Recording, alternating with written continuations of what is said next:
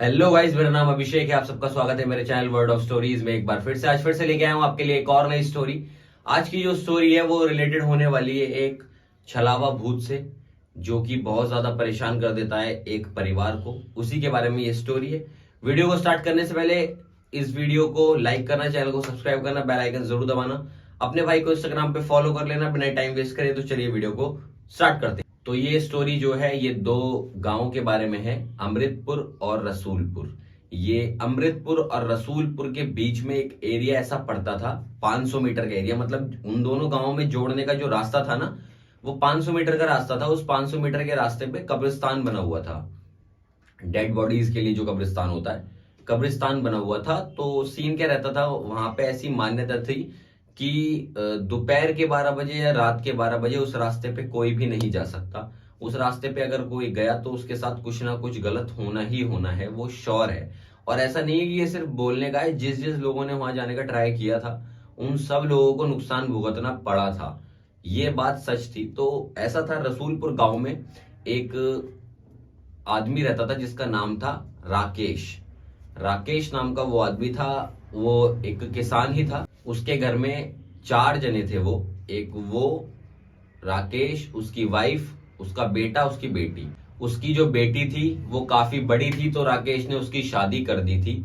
और उसका लड़का भी, राकेश की बेटी का जो लड़का था वो भी कम से कम 17-18 साल का हो चुका था। तो उसका नाम था राहुल। वो लोग शहर में रहा करते थे। उन्होंने अपनी बेटी की शादी जो है वो शहर में की थी। तो वहां वो लोग रहा करते थे, तो उन्हें इन सब चीजों के बारे में पता नहीं था कि गांव में ऐसी कोई मान्यता है या इस तरीके की कोई परेशानी है। ऐसी कहानी थी। लेकिन राकेश की जो बेटी थी, यानी जिनकी उन्होंने शादी की है, उसको इस बारे में पता था। लेकिन उस राकेश की बेटी के बेटे को उस बारे में नहीं पता था। समझ गए ना आप लोग। तो क्या होता है, राकेश को ये सब पता है कि यहाँ पे ये प्रॉब्लम है हमारे गांव में। एक दिन क्या होता है भाई, राकेश की बेटी के बेटे के छुट्टियां पड़ती हैं स्कूल की। तो वो गांव आता है अपनी नानी के यहाँ कि यार नानी के यहाँ जाऊंगा, थोड़ा मौज मस्ती करूंगा। क्योंकि उसके गांव में भी थोड़े फ्रेंड्स वगैरह थे, तो उसने सोचा कि इस बार की छुट्टियां जो है मैं अपनी नानी के घर ही मनाऊंगा। राहुल अपनी नानी के घर के लिए निकल देता है अपने घर से, और बस दोबारा वो अपने नानी के गांव तक आ जाता है।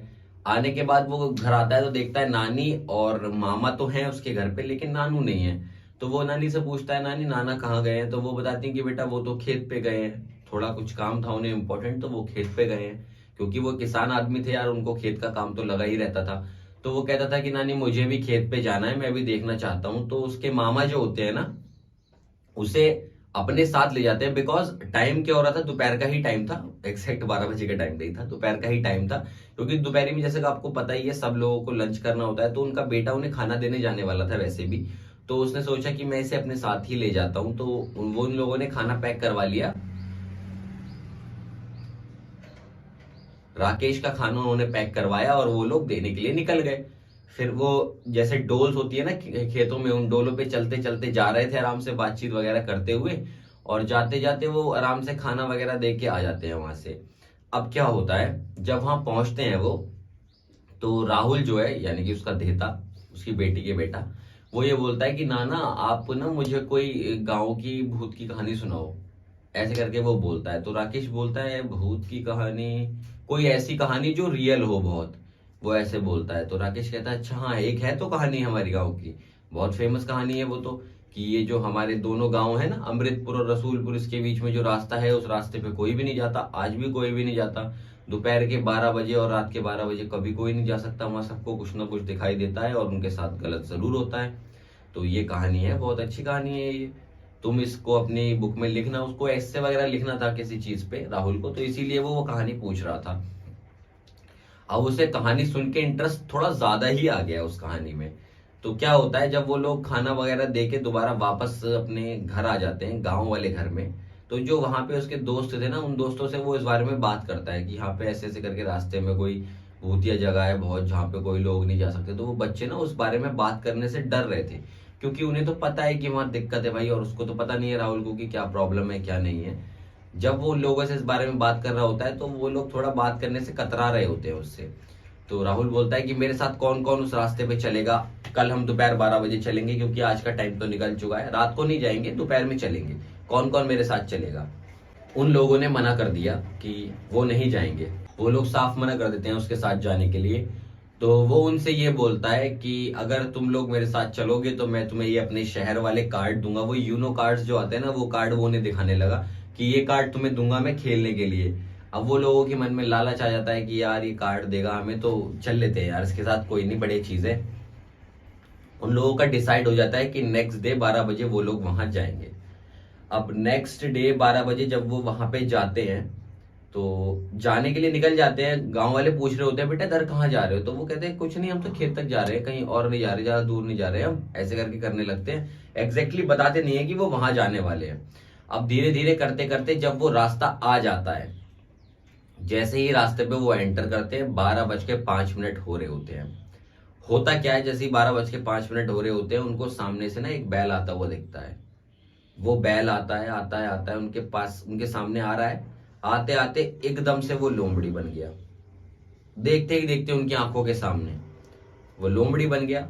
लोमड़ी बनने के बाद वो फिर से बैल बन गया, और बैल बनने के बाद क्या होता है, वहीं ना रास्ते के बीच में एक बहुत बड़ा पीपल का पेड़ खड़ा हुआ होता है।